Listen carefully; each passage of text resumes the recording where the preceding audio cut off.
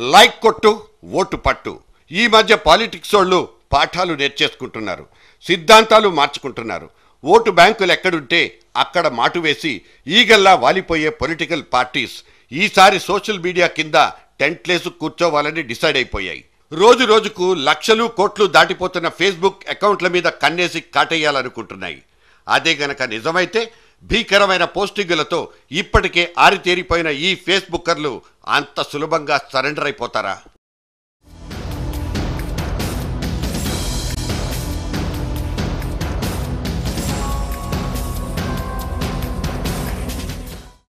రెండు 2009 నాటి electoral fighting సీన్లో 40-50 వేల కంటే తక్కువ మార్జిన్తో ఓటమి పాలైన అభ్యర్థులు 150 మంది. సదరు పరాభవ భారాన్ని ఈసారి కూడా భరించడం ఇష్టం లేని ఈ బ్యాచ్ అంతా గెలవడానికి కొత్త మార్గాల కోసం దుర్బిణి వేసుకుంటోంది. ఒంటి నిండా జెండాల్ని చుట్టుకుని పాదయాత్రలు రథయాత్రలంటూ చెమటోడ్చడం కంటే డైరెక్ట్గా ఏసీ రూముల నుంచే గెలుపు కోసం బాటలేసుకునే ఛాన్సులు ఏమైనా ఉన్నాయా అంటూ ఓటు కోసం కొత్త తరహా వేట షురూ అయిపోయింది.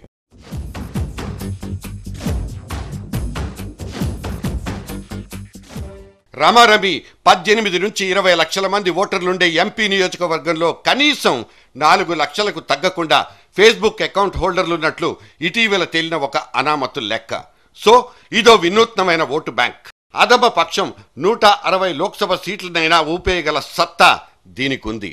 ఐరిస్ నాలెడ్జ్ ఫౌండేషన్ అనబడే ఒక వెబ్ మీడియా సంస్థ దేశమంతా తిరిగి చేసుకున్న ఒక సర్వే కాపీ చెప్తోందేంటంటే ఫేస్బుక్ యూజర్లే ఇవాల్టి రోజుల్లో ఎలక్టరల్లీ పర్ఫెక్ట్ డిసైడింగ్ ఫ్యాక్టర్స్. భారతీయ రాజకీయ చిత్రపటానికి సరికొత్త షేప్నిచ్చే ఒకనొక ప్రామినెంట్ గ్రూప్. ఫేస్బుక్ ఇప్పటికే యాడ్స్ కోసం ఆన్లైన్లో ఆఫర్లు పెట్టేసింది. తమ పోస్టింగ్స్కి వచ్చే లైక్స్ను బట్టి పొలిటికల్ ఫిగర్లు డబ్బులిస్తే చాలు. మహా అయితే ఒక్కో లైక్కి 20 పైసల నుంచి ₹2 దాకా ఖర్చు పడొచ్చన్నది తాజా అంచనా. కాకపోతే ఇదో క్లారిటీ లేని కలగూర గంప. ఇక్కడ ప్రభుత్వ వ్యతిరేకులు ఉండొచ్చు, ప్రభుత్వ సానుభూతి పరులు ఉండొచ్చు.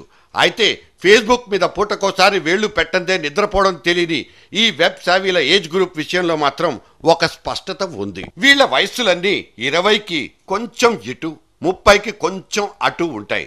వీళ్ల పేజీల్లో ఏమేం వడ్డిస్తే వీళ్లు పడిపోతారన్న వశీకరణ జ్ఞానం ఉంటే చాలు. లొంగ తీసుకోవడం చాలా సులభం అన్నది సదరు స్టడీ చేసిన వాళ్ళు ఇస్తున్న భరోసా. కమ్మ ఓట్లన్నీ కమ్మ పార్టీకి, రెడ్ల ఓట్లన్నీ రెడ్ల పార్టీకి పడతాయన్న గ్యారంటీ లేనట్లే ఫేస్బుక్ అనబడే ఈ కొత్త కులపు ఓటు బ్యాంకు అంతే. Chances are 50-50.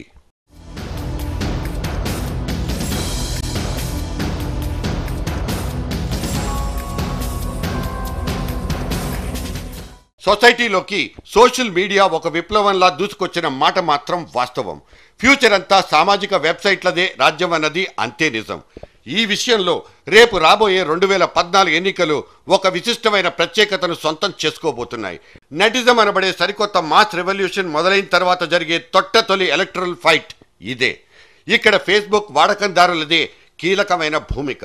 సో తెలిసి ఫేస్బుక్ యూజర్స్ అనబడే ఓటు బ్యాంకుని ఏ పార్టీ గాని ఏ అభ్యర్థి గాని విస్మరించబోడన్నది క్లియర్. ఇప్పటికే కొన్ని రాజకీయ శాల్తీలు సామాజిక వెబ్సైట్ల మీద దాడిని మొదలుపెట్టేశాయి కూడా. ఆన్లైన్లో నరేంద్ర మోడీకి 15 లక్షల మంది ఫాలోయర్స్ ఉంటే శశి థరూర్ అనే ఇంకో మోడర్న్ పొలిటికల్ స్టార్కి ఏకంగా 17.5 లక్షల మంది వెంటాడేస్తున్నారు. ఇవాళ అభినవ సామాజిక సంస్కర్త అరవింద్ కేజ్రీవాల్ది కూడా అదే వేగం. ఎక్కడికి వెళ్ళినా ఆయన చేతుల్లో ఐప్యాడ్ కంపల్సరీ. ఇటు మనకున్న అన్ని పొలిటికల్ పార్టీలు అఫీషియల్ వెబ్సైట్లు పెట్టేసుకుని తమ ఎజెండాలన్నీ అక్కడే రాసేసుకుంటున్నాయి. కొందరు ఔత్సాహిక ఎమ్మెల్యేలు ఎంపీలు అయితే తమకంటూ పర్సనల్ బ్లాగుల్ని డెవలప్ చేసుకుని వాటి మీద రెగ్యులర్గా అప్డేట్ అయిపోతూ అభిమానులకు ఇంకా దగ్గరైపోతున్నారు. ఇదో రకమైన ఆపరేషన్ ఆకర్ష్.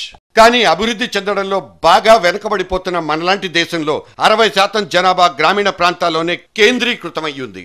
సమీప కాలంలో విపరీతమైన అర్బనీకరణ జరిగినా పొట్టకుటి కోసం వలసలొచ్చిన కూలీలతోనే నగర జనాభా పెరుగుతోంది తప్ప ఆధునికతను ఆన్లైన్ ఆవేశాల్ని అందిపుచ్చుకునే జనసాంద్రత ఇంకా వృద్ధి చెందింది లేదు. సాఫ్ట్వేర్ ఇంజనీర్ల లాంటి పై వర్గాల్ని మాత్రమే నమ్ముకుని ముందుకెళ్లిన కేజ్రీవాల్కి ఎదురయ్యే చేదు అనుభవాల్ని చూస్తూనే ఉన్నాం. Middle class, lower middle class స్పృశించకుండా జరిగే ఏ పొలిటికల్ మూవ్మెంట్ కూడా సక్సెస్ అయినట్లు మన దగ్గర దాఖలాలు లేవు. కానీ ఈజిప్ట్, లీబియా, కైరో లాంటి లేటెస్ట్ ఉద్యమాలకు ఊతకర్రనిచ్చింది కూడా ఈ సోషల్ మీడియానేనన్నది కూడా ఒక చెరిగిపోని చరిత్ర. ఏదేమైనా మార్పు కోరుకోవడం అనేది కుర్ర జనాభాకుండే ఒకానొక సహజ గుణం. ఈ లక్షణాన్ని సూటిగా ఉపయోగించుకొని ఫేస్బుక్ పర్సనాలిటీల్ని తమ దారికి తెచ్చుకోగలిగినప్పుడే నీ ఓటు నాకేనన్న ధీమా కూడా దొరికేది. కానీ ఫేస్బుక్ లాంటి కొన్ని వెబ్సైట్లు పుట్టించిన సామాజిక సంక్షోభాలకు ఇక్కడ కొరతే లేదు. ఓకే, భావ ప్రకటన స్వేచ్ఛ అనేది మనకున్న 16 అణాల ప్రాథమిక హక్కు అయితే కావచ్చు. అలాగని ముఖాలకు మార్ఫింగులతో మొదలుపెట్టి భావజాలాలకు కొమ్ములు పుట్టేదాకా సోషల్ వెబ్సైట్లు దళసరిగా దురుసుగా మారిపోవడం ఇప్పుడు దేశవ్యాప్త సామాజిక సంకటం కూడా.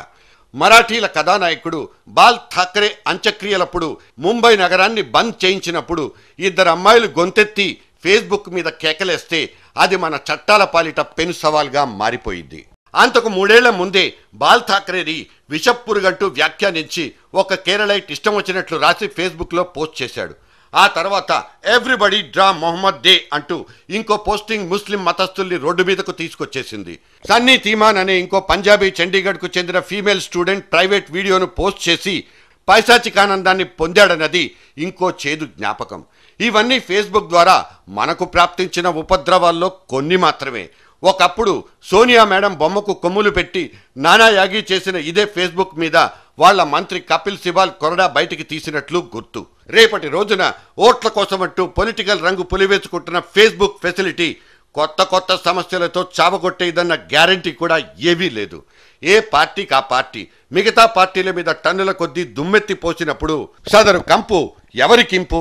600 సరే ఫేస్బుక్ అనబడేది రేపు రాబోయే కొత్త తరహా పొలిటికల్ కమ్యూనికేషన్ సిస్టమ్.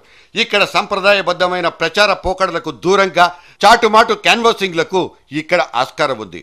పోలింగ్ టైంకి 48 గంటల ముందే లౌడ్ స్పీకర్లన్నీ కట్టేయాలంటూ దండోరా వేసే ఎలక్షన్ కమిషన్ కొరడాలకు ఈ సోషల్ మీడియా కనిపించకపోవచ్చు. ఓటేయడానికి వెళ్లే ముందటి నిమిషం దాకా సదరు ఓటర్ని నియంత్రించగలిగే సామర్థ్యం ఈ ఫేస్బుక్ క్యాన్వాసింగ్ ఉన్న ఇంకో స్పెషాలిటీ. ఇన్నిన్ని లోపాయకారి ప్రయోజనాలు ఉన్నందుకే మొన్నటికి మొన్న నరేంద్ర మోడీ, నిన్నటికి నిన్న రాహుల్ గాంధీ ఈ ఆన్లైన్ ప్రచారాలకే ఓటేసుకున్నారు. కనీసం 3/1 సీట్లనైనా ఫేస్బుక్ అకౌంట్లు నియంత్రించగలవన్న లెక్క రాజకీయ వర్గాల్ని తెగ ఊరించి చంపేస్తోంది. సో సామధాన భేద దండోపాయాలతో ఓట్లు కొనుక్కునే పొలిటికల్ పోటుగాళ్లకు ఫేస్బుక్ ఒక చౌక ధరల దుకాణం.